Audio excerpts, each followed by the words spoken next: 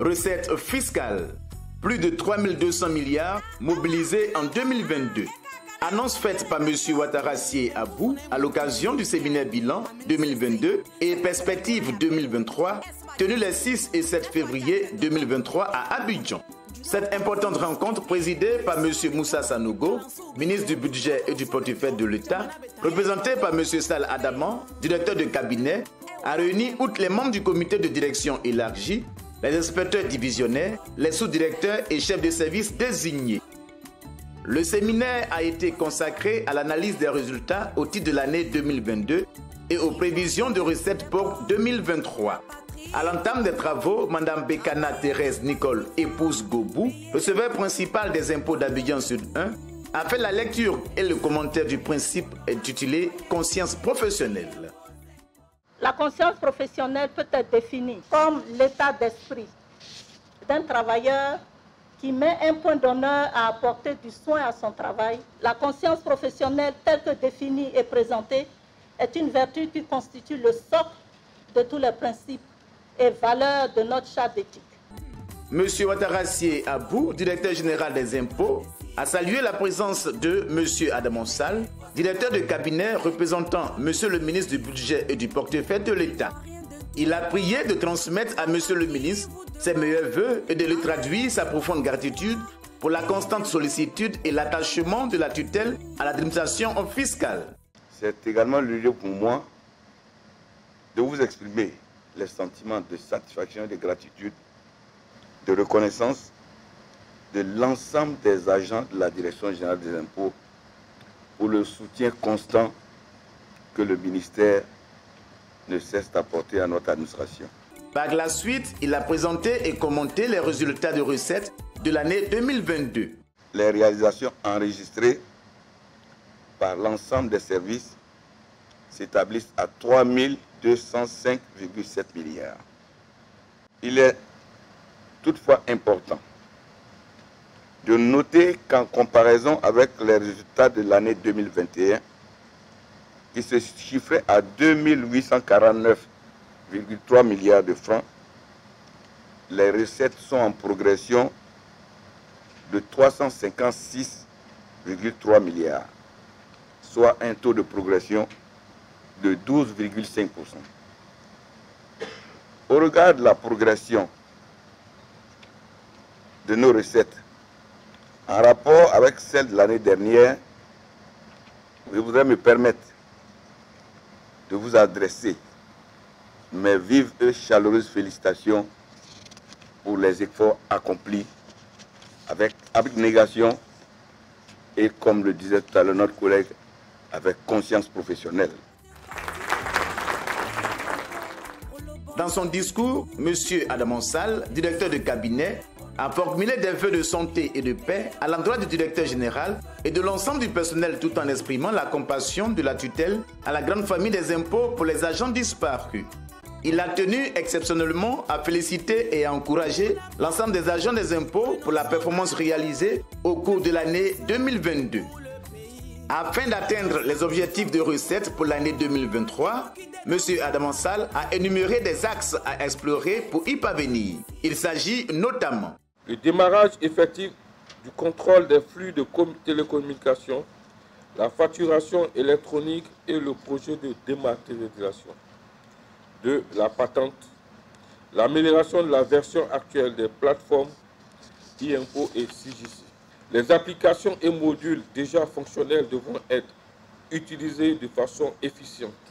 Il doit être aussi envisagé un redéploiement efficient du personnel de l'administration fiscale à la faveur de la digitalisation des procédures vers les activités de recouvrement, d'analyse risque, de renseignement, de réalisation d'études, de suivi et de contrôle.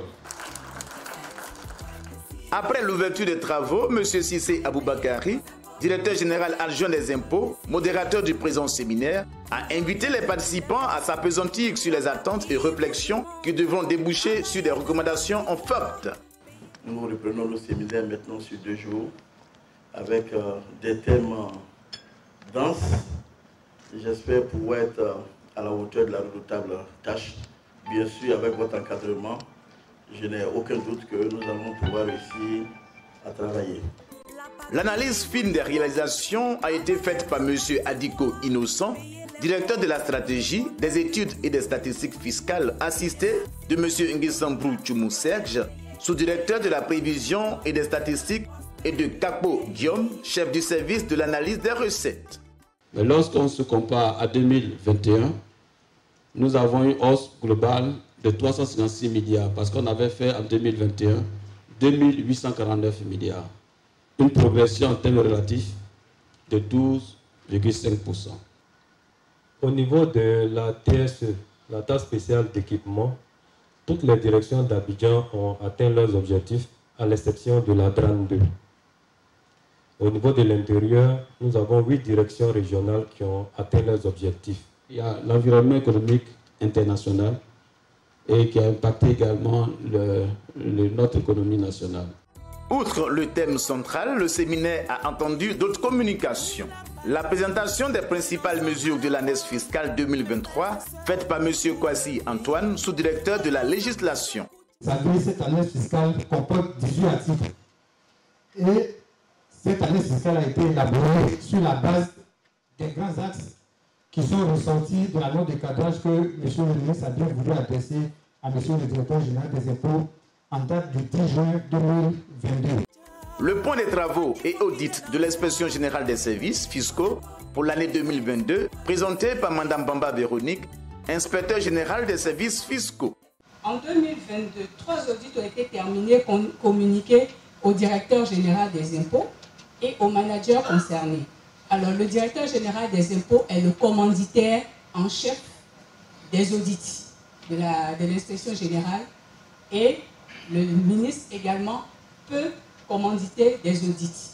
Les perspectives de la direction des moyens généraux et de l'équipement projetées par M. Ouattara Draman, directeur des moyens généraux et de l'équipement. Nous prévoyons donc une tournée annuelle de suivi de l'entretien des 10 moyens. Concernant l'utilisation des papiers sécurisés, nous souhaiterions appeler à un meilleur usage de ceux-ci, qui sont abusivement utilisés d'ailleurs, parfois pour des courriers en interne ou pour des expressions de besoin. Aussi, sur les procédures, nous envisageons donc la digitalisation totale en vue de la simplification de nos procédures, depuis l'expression du besoin jusqu'à sa satisfaction, ceci avant la fin de l'année 2023. La procédure des droits constatés et leurs effets, présentée par M. Soro Tionan Bamouri, sous-directeur de la coordination et de l'action en recouvrement. Donc on est jugé sur la base du recouvrement par rapport aux objectifs et également sur la base du recouvrement par rapport aux émissions. Le DGE l'a invité, n'est-ce pas, à veiller à la qualité des contrôles qui sont effectués à la DGE pour que les recouvrements soient plus aisés. Évidemment, le message est le même pour les DR. Il faut veiller à la qualité des émissions, à la qualité des contrôles, pour que le RPI puisse, n'est-ce pas, effectuer ses recouvrements vraiment plus aisément pour qu'il n'y ait pas beaucoup de contentieux. Le plan stratégique de la DGI 2022-2025, dévoilé par M.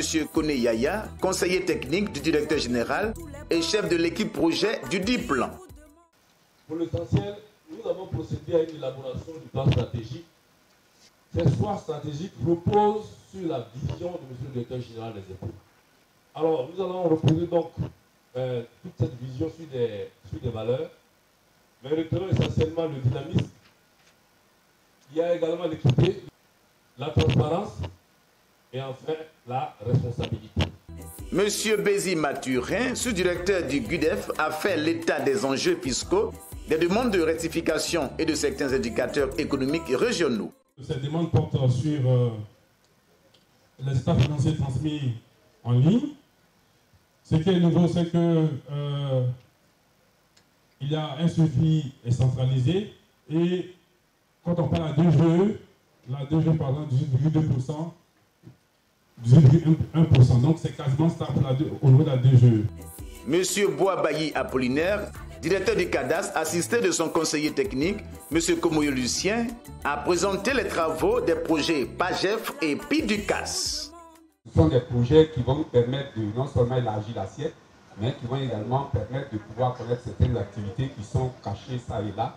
Dans le cas du PAGEF, c'est 295 bornes géodésiques qui ont été observées, dont 212 nouvellement construites.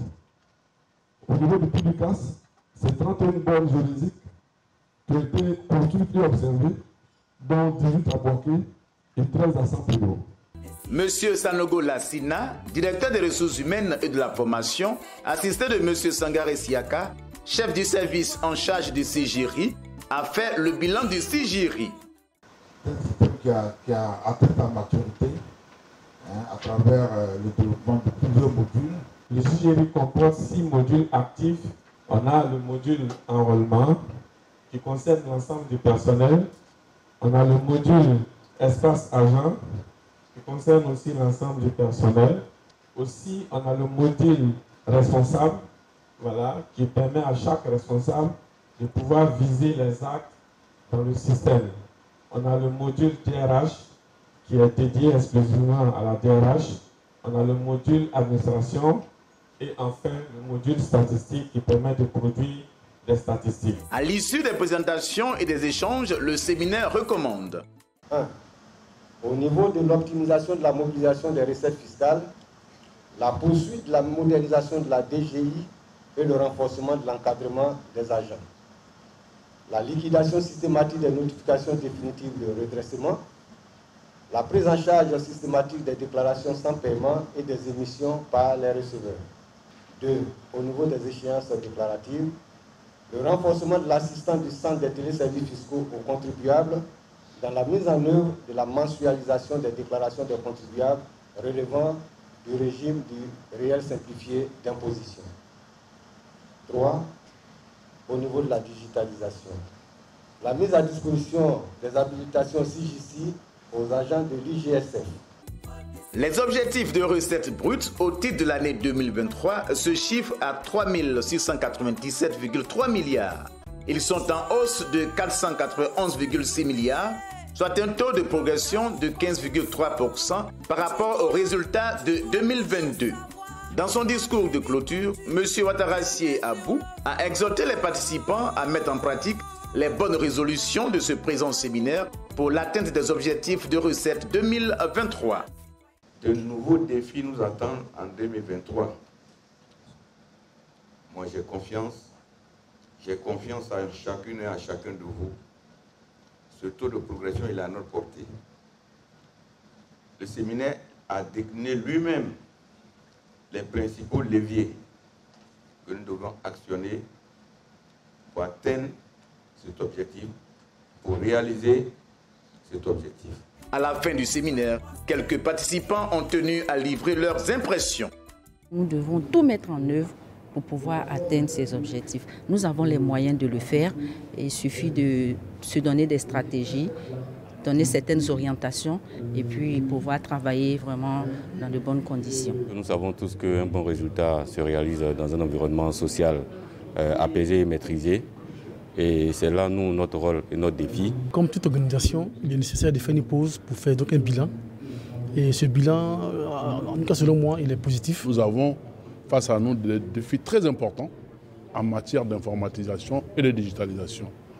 La tutelle nous a bien indiqué les voies à suivre, et notamment la couverture de tous les autres processus. Aller de l'avant, à persévérer dans l'effort pour que nous puissions en 2023 atteindre les objectifs qui sont assignés à la DGI. Nous demeurons optimistes parce que nous allons rebondir, nous allons faire mieux. On a espoir et on sait que la DGI peut toujours rebondir sur ses acquis. Ça a été un excellent séminaire. Nous nous engageons à persévérer. Nous allons intensifier le recensement des contribuables. Nous allons mettre un accent particulier sur le contrôle fiscal et le recouvrement des arriérés. Ensemble, cultivons le civisme fiscal.